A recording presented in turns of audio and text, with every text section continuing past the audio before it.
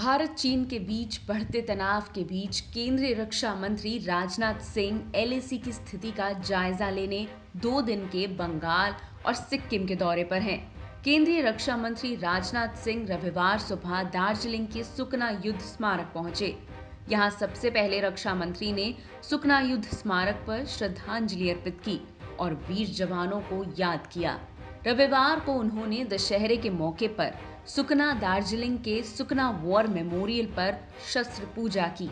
इस बीच राजनाथ सिंह ने जवानों का मनोबल बढ़ाते हुए चीन को करारा जवाब दिया।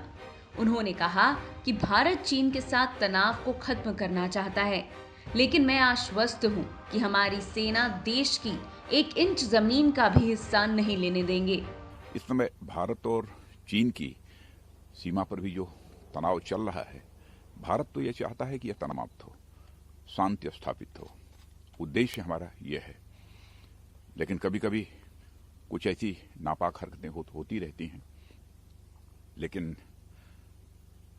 मैं पूरी तरह से आश्वस्त हूं, और आश्वस्त ही नहीं हूं, मुझे पूरा भरोसा भी है कि हमारे सेना के जवान किसी भी सूरत में अपने भारत की 1 इंच भी जमीन किसी दूसरे के हाथों में नहीं जाने देंगे।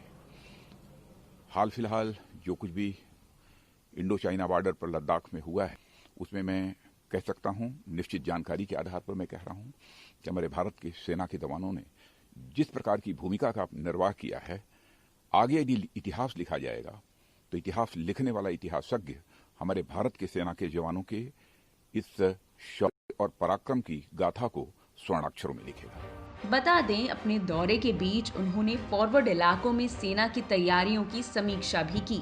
गौरतलब है कि भारत चीन विवाद के बीच ये रक्षा मंत्री का अहम दौरा है।